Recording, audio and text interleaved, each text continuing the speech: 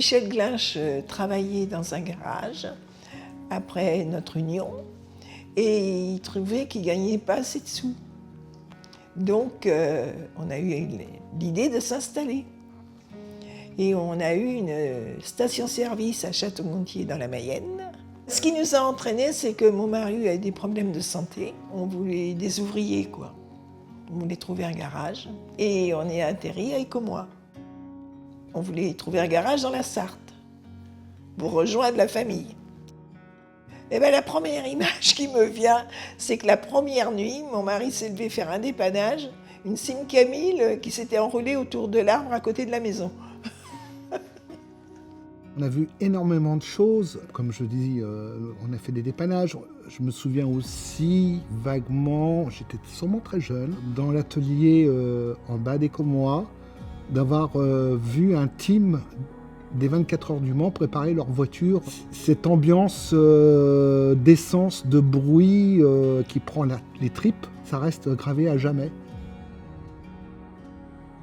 C'était rustique, c'était tout en longueur. Il y avait une entrée sur la droite. Sur la gauche, il y avait un pont, 4 colonnes pour faire les vidanges. De l'autre côté, il y avait la cabine à peinture. Enfin, même escalader de pont pour aller dans la cabine à peinture parce que c'était vraiment exigu au niveau place. Puis après, il y avait l'atelier au fond qui a été construit d'ailleurs dans les années 70, qui était déjà à l'époque. Mon père avait déjà ragrandi l'atelier parce qu'il avait doublé la surface. Alors je suis parti à 15 ans faire un CAP de mécanique en Vendée. Et au bout de ces 4 ans, je suis revenu travailler à 17 ans et demi à peu près au garage comme mécanicien. Voilà. Je me suis retrouvé avec mon frère Christophe. Frédéric étant partie de la société, à gérer et puis à avancer. Et c'est de là qu'on a eu aussi le projet d'agrandir et de monter un centre de préparation pour le développement de l'entreprise. Je trouve qu'on se complète bien. Pour le coup, l'union a fait la force. Ouais. Oui, beaucoup de changements, parce que mon père, quand il est arrivé, il était tout seul avec un salarié, quoi. Et au fur et à mesure des années, ça a grossi. Voilà.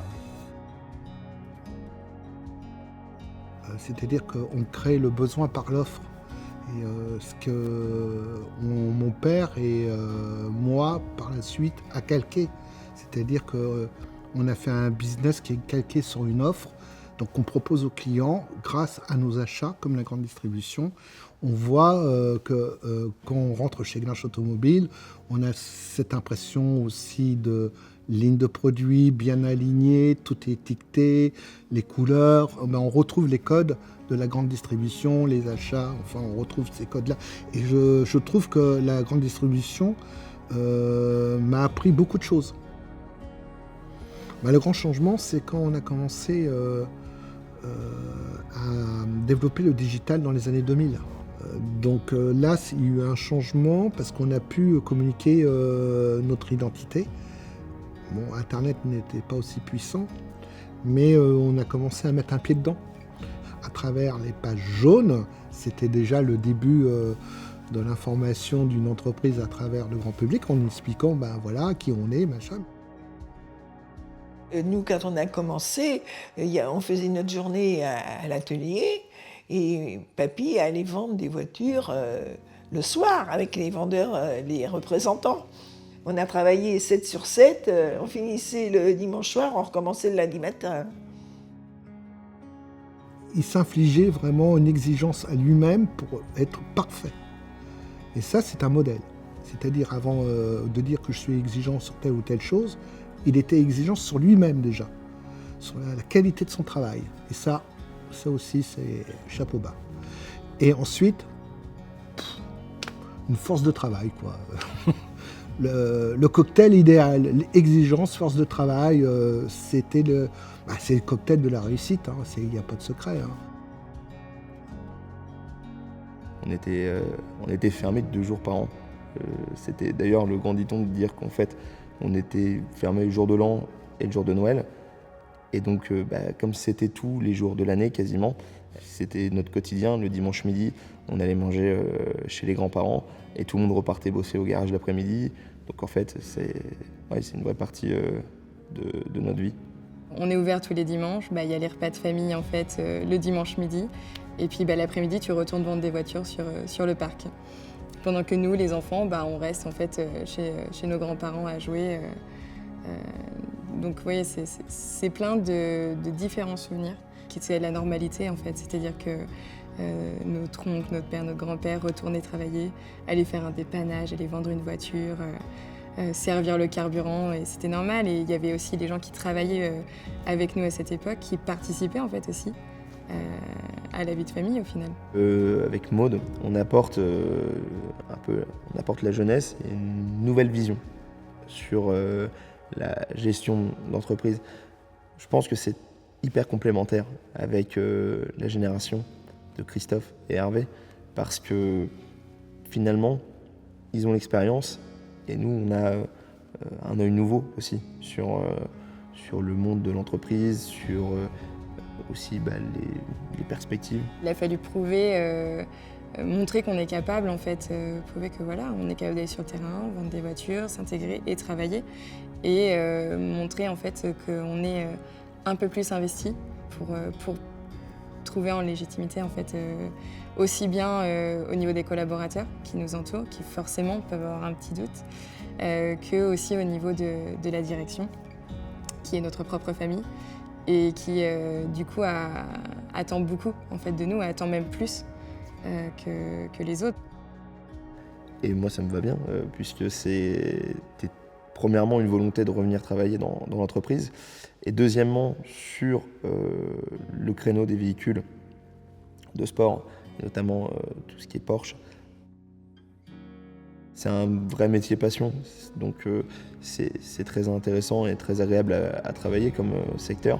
Maintenant, il y a des gros enjeux, que ça soit financier, parce que c'est beaucoup d'immobilisation pour la société.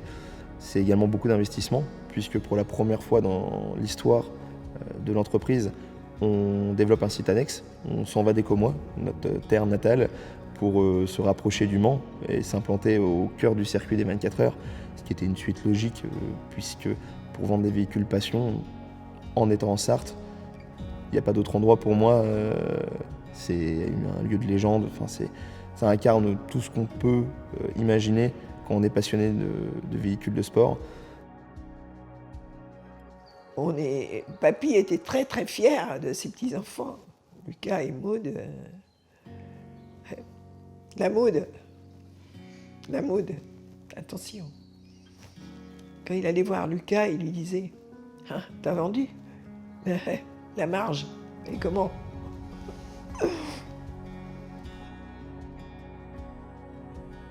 Que les enfants reprennent et qu'ils fassent mieux que nous. Ce serait bien. Au moins, on aura fait quelque chose de bien. Ce qu'il y a aujourd'hui, c'est compliqué. C'est compliqué. Mais bon, on va avancer quand même.